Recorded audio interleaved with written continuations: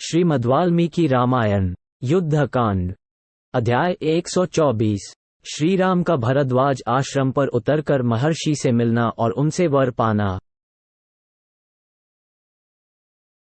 श्री रामचंद्र जी ने 14वां वर्ष पूर्ण होने पर पंचमी तिथि को भरद्वाज आश्रम में पहुंचकर मन को वश में रखते हुए मुनि को प्रणाम किया।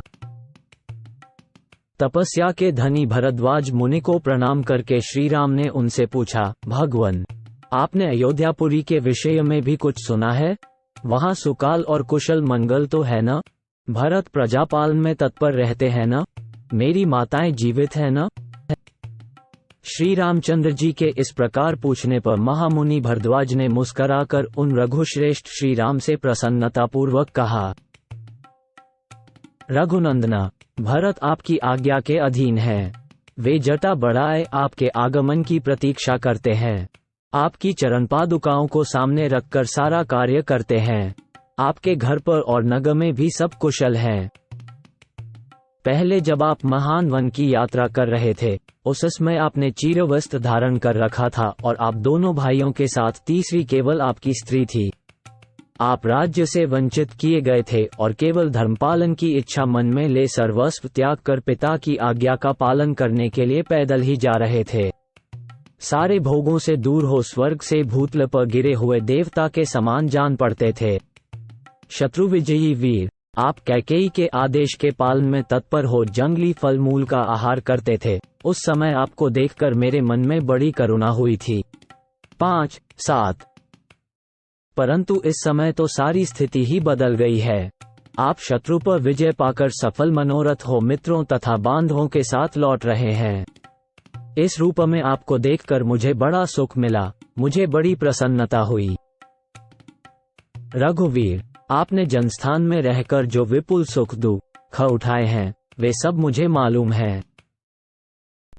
वहां रहकर आप ब्राह्मणों के कार्य में संलग्न हो समस्त तपस्वी मुनियों की रक्षा करते थे। उस समय रावण आपकी इन सती साध्वी भार्या को हर ले गया।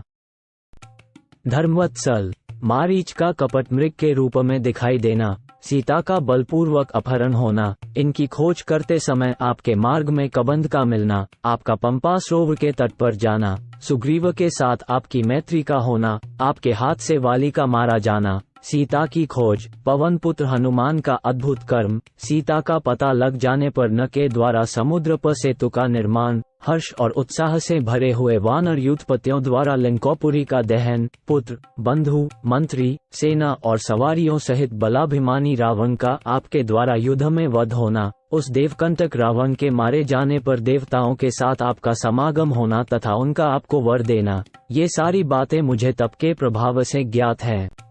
11, 15 मेरे प्रवृत्ति नामक शिष्य यहाँ से अयोध्यापुरी को जाते रहते हैं, अतः मुझे वहाँ का वृत्तांत मालूम होता रहता है। शस्त्रधारियों में श्रेष्ठ श्री राम, यहाँ मैं भी आपको एक वर देता हूँ, आपकी जो इच्छा हो उसे मांग लें। आज मेरा अर्घ्य और आतिथ्य सत्कार ग्रहण करें, कल सवेरे अयोध्या को जाइएगा। मुनि के उस वचन को शिरोधार्य करके हर्ष से भरे हुए श्री राजकुमार श्री राम ने कहा, बहुत अच्छा।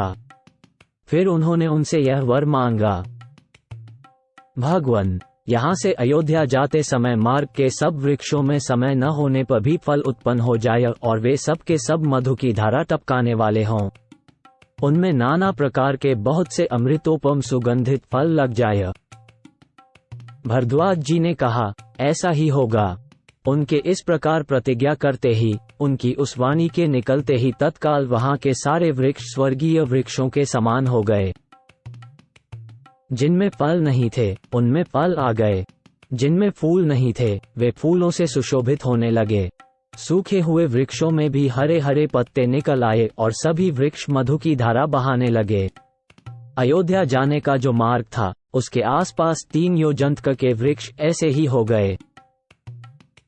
फिर तो वे सहस्रों श्रेष्ठ वानर हर्ष से भरकर स्वर्गवासी देवताओं के समान अपनी रुचि के अनुसार प्रसन्नतापूर्वक उन बहुसंख्यक दिव्य फलों का आस्वादन करने लगे।